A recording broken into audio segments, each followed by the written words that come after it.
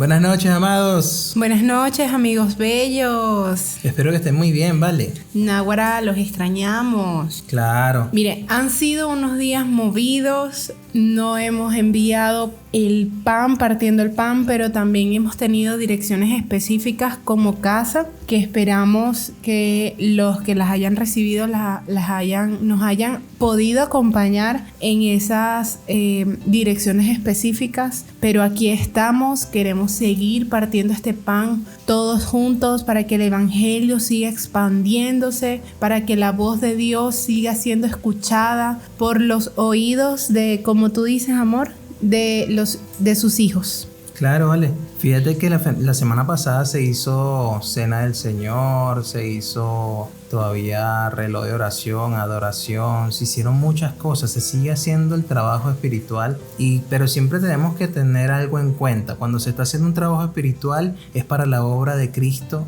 en la tierra, o para, mejor dicho, para lo que Dios quiere hacer en la tierra. Pero siempre lo que quiere hacer en la tierra el Señor es salvar almas. Entonces el enfoque es la salvación de las almas. Mosca con eso. Yo la otra vez estaba escuchando el audio que hicimos y yo dije que era necesario un despertar, pero el despertar espiritual me refería. Entonces lo digo porque se puede prestar a otra interpretación, pero el despertar es espiritual porque cuando tú ves lo chimbo, lo feo detrás de lo cotidiano, eso nos enseña a que nos aferremos más al cielo y menos a la tierra, porque simplemente este sistema es un sistema caído e injusto, ¿ves? Así es, y que nuestra necesidad sea establecer el reino de los cielos aquí en la tierra. Claro. Que esa sea nuestra verdadera necesidad.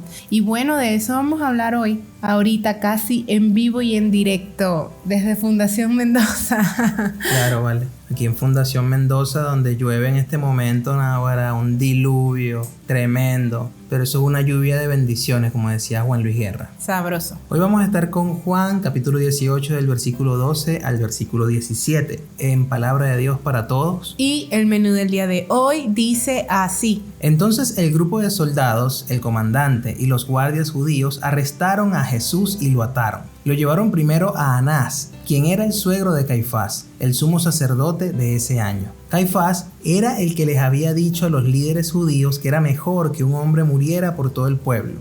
Simón Pedro y otro seguidor iban detrás de Jesús. El otro seguidor era conocido del sumo sacerdote, así que entró con Jesús al patio de la casa del sumo sacerdote. Pero Pedro se quedó afuera, cerca de la puerta. Luego el otro seguidor, el que era conocido del sumo sacerdote, salió para hablar con la muchacha que cuidaba la puerta e hizo entrar a Pedro. Entonces la muchacha le dijo a Pedro: ¿no eres tú uno de los seguidores de ese hombre? Pedro respondió: no, yo no. ¿Qué tal? Ay, papá, la primera negación de Pedro. Ajá. Mira, hoy, el tema de hoy se llama Siguiendo a Jesús de lejitos. ¿Has sentido que has seguido a Jesús de lejitos? Como dice el apóstol que escondía la Biblia en una bolsa de pan. Claro, cada quien tiene su historia. Mi historia era que yo iba para el cine con una muchacha que era demasiado bella y realmente yo estaba en la iglesia. Pero los muchachos, náguara, se cuadró una tipa que náguara. Bueno, cada quien tiene su forma de...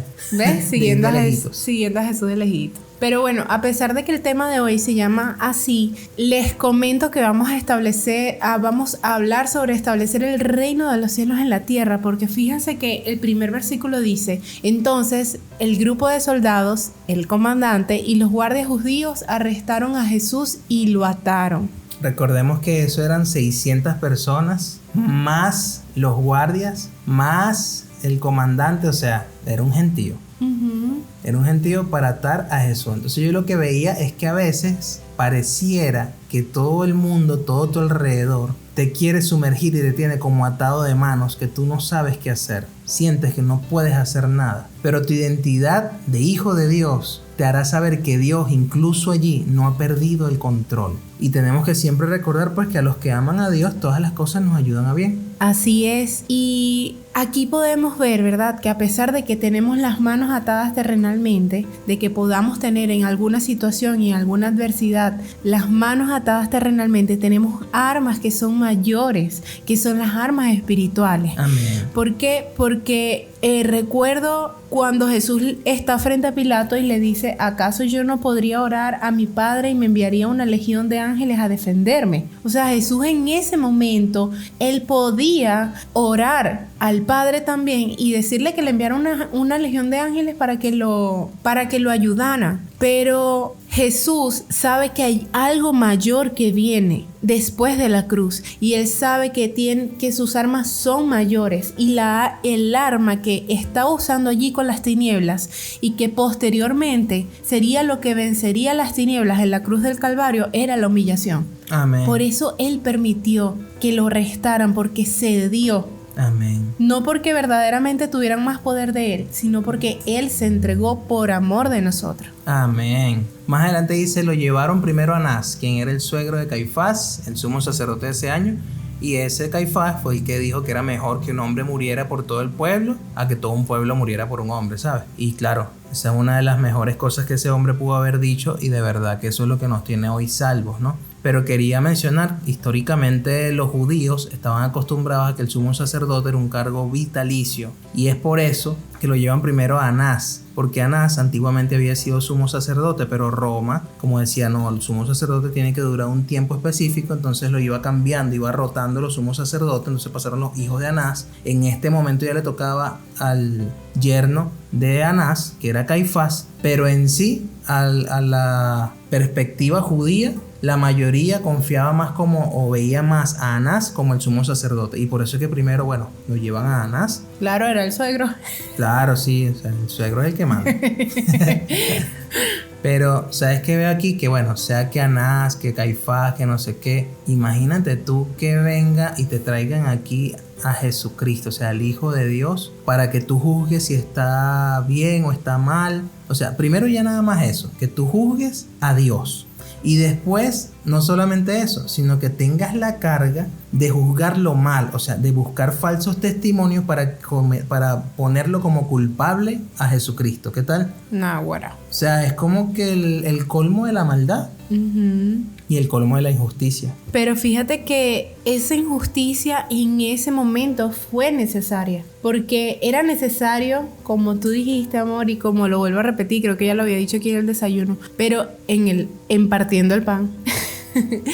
Pero era necesario que fuera una injusticia así de grande, porque así se iba a ver más claramente que fue un sacrificio y fue por amor. Claro. Y lo otro es, qué tremenda la mansedumbre, la templanza del Señor de ser acusado por autoridades corruptas y aún así mantener la boca cerrada. O sea, ni siquiera fue que se defendió. O sea, no buscó defenderse humanamente hablando. A mí me gusta esto de la mansedumbre y también, gracias amor por recordármelo, porque meditaba en eso. Meditaba en que una vez escuché, creo que fue de la boca del apóstol Rocco, que la mansedumbre es mucho poder bajo control. Y entonces allí Jesús estaba controlando este poder por algo mayor. Claro, hubiese sido yo y hago que se le caiga un brazo a Anás y se lo... O sea... O como los discípulos, los discípulos cuando le dijeron, Señor, ora para que descienda fuego sobre ellos. Pero bueno, así tenemos que aprender del Señor, ¿ves? Aprendan de mí que soy manso y humilde del corazón. Después Simón Pedro y otro seguidor iban detrás de Jesús. El otro seguidor era conocido del sumo sacerdote, así que entró con Jesús al patio de la casa del sumo sacerdote, pero Pedro quedó afuera. Luego, entonces ese seguidor lo hizo pasar, porque bueno, conocía a la muchacha que cuidaba la puerta, y entonces ahí tú te preguntas, ¿quién era ese otro seguidor? Porque me preguntaba eso, ¿quién es? No, el otro seguidor. Y bueno, la mayoría concuerda en que es el mismo Juan, otra vez hablando de sí mismo como de un tercero. Claro, porque ¿cómo va a nombrar eso si no lo vivió él mismo? Claro. Y entonces la pregunta es, ¿cómo es eso que Juan conocía al sumo sacerdote? Y fíjate que investigué algo, amor. Todos sabemos que Zebedeo, que era el papá de Juan y de Santiago, tenía una empresa de pescadería, pues. Ujú. Y muchos dicen que era una empresa ya creciente y que además su empresa era la encargada de surtirle pescado salado a la casa del sumo sacerdote. No, Es decir, bueno. que muchas veces que hayan estado negociando antes de Cristo, antes de conocer a Jesús y caminar y todo eso, seguramente ya conocían a Juan porque todo el tiempo iba para allá con el papá y llevaba pescado. Ujú. Y por eso es que era conocido. O sea que todos los contactos que hemos hecho afuera de las cuatro paredes de la congregación Exacto.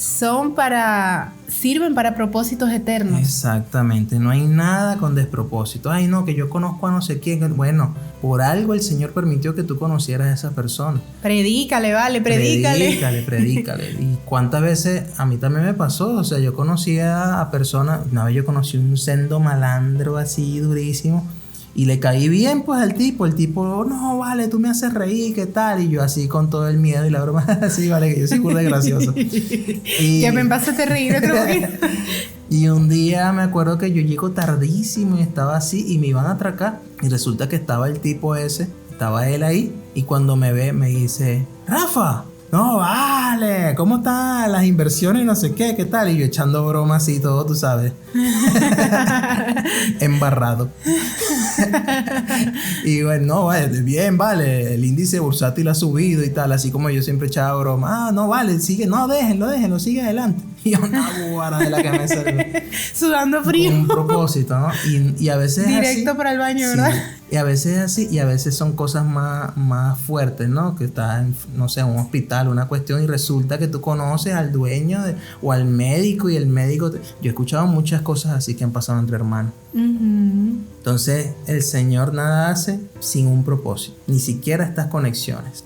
Bueno, y el siguiente versículo y último versículo de la noche dice, entonces la muchacha le dijo a Pedro, ¿no eres tú de los seguidores de este hombre? Pedro respondió, no, yo no. No, claro que no. No, yo no. Pero fíjate que algo que yo veía aquí claramente era que, ok, todos hablamos de esta negación de Pedro, ¿verdad? Pero recordemos que él primero no tenía el Espíritu Santo. Claro. Y segundo, no había visto a Jesucristo, ni había escuchado de que Jesucristo resucitó. Había escuchado de Jesucristo que iba a resucitar, pero no lo había vivido. Ni siquiera la historia lo había registrado, porque hoy en día hay pruebas. Claro. Existen pruebas de que Jesucristo resucitó. Claro. Entonces vemos esta negación aquí, pero era necesario en ese momento, porque primero yo veo que fue un aguijón para Pedro. Sí. O sea, fue para que Pedro no se engrandeciera de decir que él siguió a Cristo por su propia carne, Exactamente. sino que fue para que él viera que es a través del Espíritu Santo de Dios que verdaderamente podemos ser discípulos y apóstoles de Jesucristo.